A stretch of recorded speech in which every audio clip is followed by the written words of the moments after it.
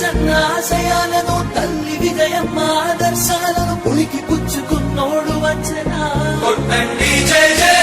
పేద గొప్ప భేదాలు ఎరుగడు కులం మతం అని కుళ్ళు చూపడు పేదోడంటే ప్రాణమిస్తడు